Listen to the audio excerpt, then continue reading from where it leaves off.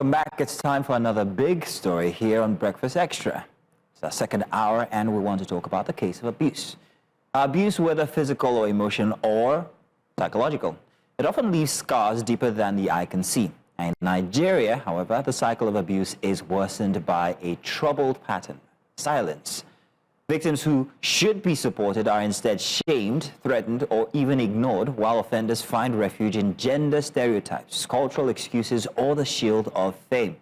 Now, too often, those who cry out are dismissed. Many more never speak at all, fearing stigma, or maybe even belief or disbelief, rather, or retaliation. Now, that silence is not just an absence of words. It's a silence that empowers abusers and leaves victims strapped in trauma. So this morning, we are examining why so many victims of abuse choose to remain quiet and what can change if more voices rise against it. News Central's correspondent Chinwe Ugele brings us this report regarding this culture.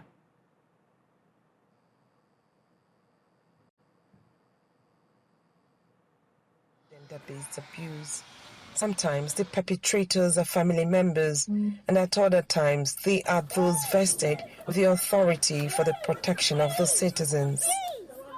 According to Abia State statistics from the Ministry of Women Affairs on gender-based violence recorded in 2024, by the first quarter of that year, a total of 53 cases was recorded, and by the last quarter of the year, it rose to 105. Yet available records also show that by the first quarter of 2025, the ministry handled 99 cases. Those who fall victims of these cases of abuse hardly ever report to the appropriate authorities for actions to be taken. If they want to preserve their family values, please, I don't want the next person to hear it. Keep it to yourself, or handle it. And handling it, the woman or the man may lose his or her life. One was ran away from woman because the wife was also beating him up. So to avoid people hearing that he ran away, he could only confide in some persons to tell them this is happening. Again, we talk about the culture. This is domestic violence. Many women are dying in silence, which is very wrong. Even some of these are ladies, because it is more on the female folk. There are people that are suffering it more. So the government is trying. It is what they know. A family member of a victim of a gender-based violence, Osina Chichibweze, narrates how her sister nearly lost her being to assault from her husband. In the coffee, she was facing this trauma, being abused. Nobody could understand what she was going through, and she was putting everything in her mind. When she had been mistreated from relating to her family members by the husband, even to the husband's level, she was restricted, was compelled not to speak up by the man. These records only represent the matters that were brought to the knowledge of the government and not the entirety of cases that happened in the state. There is no month that passes without you getting to hear from either a woman or a man that he or she was abused. According to civil society groups, the trauma the victims undergo contributes to their culture of silence. Some residents say there is need to speak out to keep the abusive persons in check. In Nigeria, the cost of justice is too high. Before you could get such thing now, you engage a lawyer. But on the flip side, this 3-year-old courageously reported her alleged rape by a 26-year-old man to her grandmother as her family seeks justice for their child. My daughter was deeply injured. She was raped. Efforts at ending gender-based violence will only yield positive results when victims volunteer information willingly to help track down their abusers and get them prosecuted to deter further occurrence. In Omahia for News Central, Chinwe Ugele. Silence. Silence protects no one but the offender.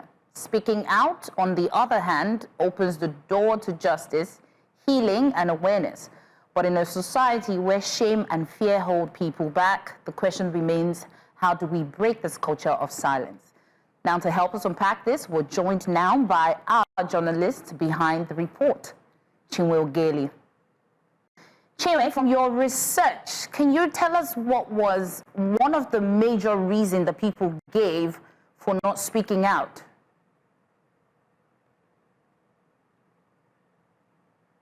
The major reason people gave was culture. You know, their background. He's from our place. He is my brother. She's my sister. We don't have to expose our deadly names in public. We don't need to watch them in public. Let us go inside and settle. So you see a situation whereby even traditional leaders are the ones telling you not to speak up, not to make it public. So it's more of a cultural issue, and then again, the fact that defenders are most of the times more powerful than the victims. So a situation where you have an offender that is that has the wherewithal to shut up everybody and make the situation look as if it's against him. It's really a problem for the victim to speak up. And then the family themselves are not, some of them are not well informed. So they prefer a situation where they settle out of the public glare. Don't even prosecute, don't report to the police, don't do anything. So it could be settlements, could be in terms of monetary settlements or whatever material things that they are given. So basically, it is culture, it is the family background that everyone is trying to protect here. Chinwe, my question is regarding the level of awareness when it comes to abuse.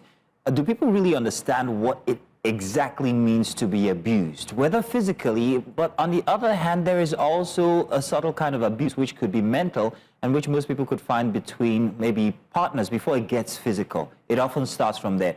Are people educated enough to know where this abuse actually starts?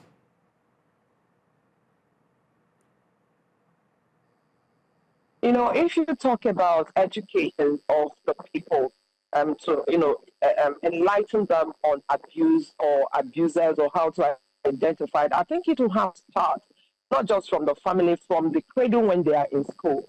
So every child understands what it means, what sort of a touch will result to an abuse, or how somebody will talk to you and it becomes an abuse. So it has to start not just from the family, from the schools. The curriculum or the curricula need to change. What we use in schools and when we teach security education, when children are taught security education, I think these other aspects need to be included into security education. So you understand not just how to identify abuse, how to also speak out, the appropriate quarters to report to, and how to also defend yourself. So the government is trying to educate the adults, but then they are not reaching out. There are people who do not have access to television. There are people who do not have access to telephones. So how do you educate such people who are in the hinterlands, who are in those remote communities? This is where government comes in. They need to do a lot in order to send these, because the 3-year-old child in that report was allegedly raped in her community, far away Arochukwu. So if the mother is not maybe writing somehow to an extent, maybe he would have also kept his grandmother towards the mother who was not living with them. That was why they are able to. So if the government takes this more seriously and not just do just the oral education that they do, take the education of the citizens seriously, I think a lot of people will begin to know and understand the impact of abuse and why they should keep away from it and why they should allow people to speak out. Mothers should not be the ones to encourage their daughters not to talk about an abuse that has been perpetrated on them, or their sons, because he is a boy, he is not expected to exhibit actions or emotions like that. So it's a whole lot. There has to be an encompassing education that should involve everyone, the parents, the children, the people, the general public. Everybody needs to be on board for us to understand. And then our legal system also needs to be strengthened, because a lot of technicalities are used to dismiss some of these cases when they go there. So it discourages people even when they want to speak out.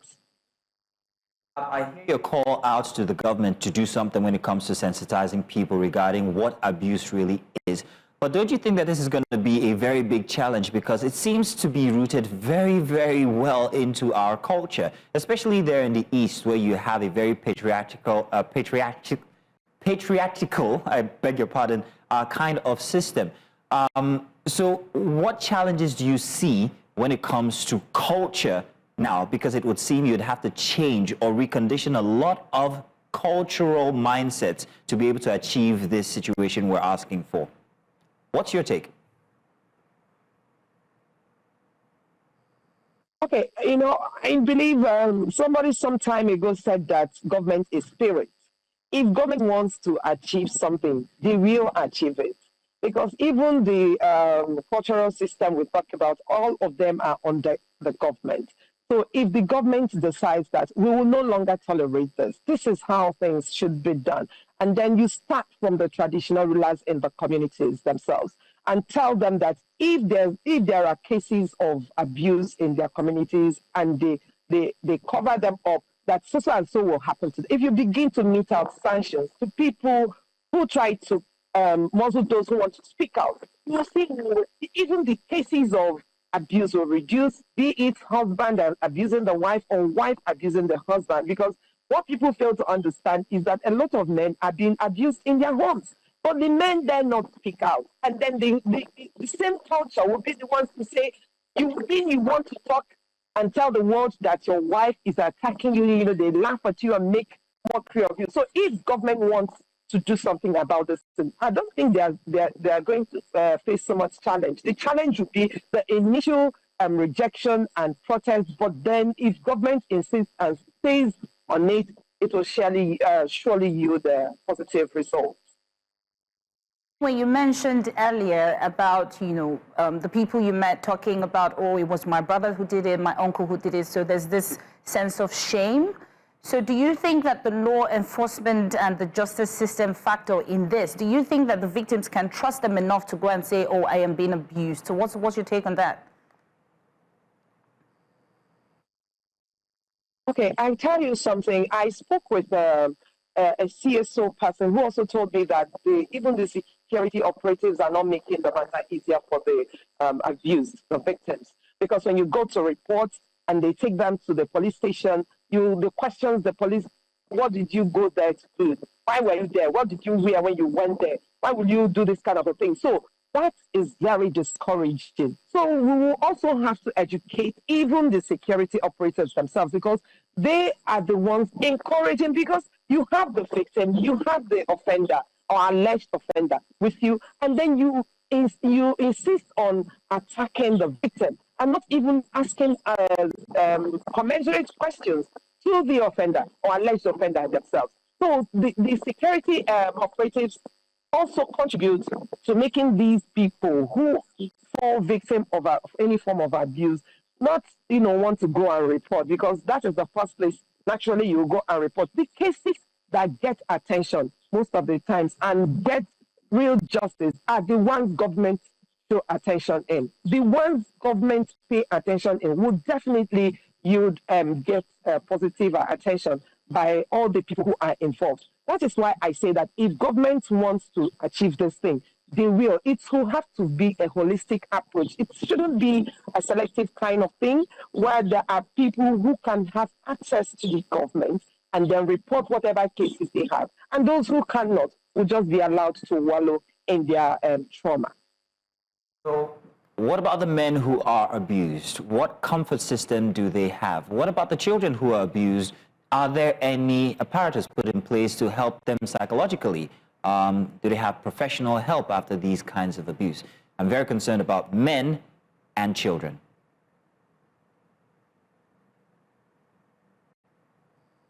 Okay, I was know why you are choosing men now and not women and children. Okay, okay. So I don't know of men here, but I know that the wife of the Abia State Governor, Mrs. Priscilla Oti, usually comes into this. She comes into space to make sure that when children like this are brought to her knowledge, the Ministry of Women Affairs often takes charge to make sure that normally if there are people who are homeless, who don't have where to stay, and they are facing any form of abuse, and then the government is made to know, they give them, there's a place where they keep them for some time and then let them also go.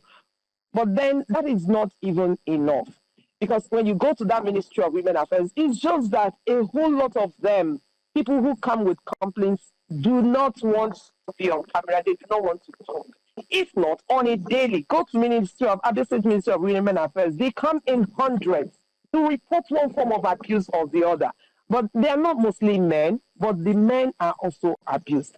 I do not know if there's any comfort system that has been arranged for the men, but I know for children and for women. But then everybody's saying that it has to be a holistic approach, because even the gender-based violence, the VAP law that we have in existence in the state protects everyone. So if we implement it, if government implements that law, I tell you, nobody will want to lift his or her hand against anybody. Nobody will want to talk anyhow to anybody or manhandle any child kept in his care or he sees around him or her. Well, Chinwe, we want to say thank you very much for bringing us that report first up, and also joining us this morning to have this very important conversation regarding abuse and the culture of silence. Final take, what should anyone do once they know they are being abused, whether male, female, and especially children? What must they do? Where do they go, Chinwe? The first thing they do is that if you're a child, the child should report to the parents. Parents should be open to listening to their children. Most parents are not. So report to your parents. If you're not living with your parents, report to any adult that lives around you. After that, the adults should go to the welfare offices in the state. Whether men or women, they can report to the welfare offices. We have the Ministry of Women Affairs there. They should report that those complaints will be taken up by the government once that happens. I suggest that you don't go straight to the police, because the police somehow, when you report to them first, they mess up. Okay, so when you go through this process, it helps make the matter, get the required attention and justice. Thank you so much, Chinwe, for joining us. Thank you very much, Chinwe. Appreciate it.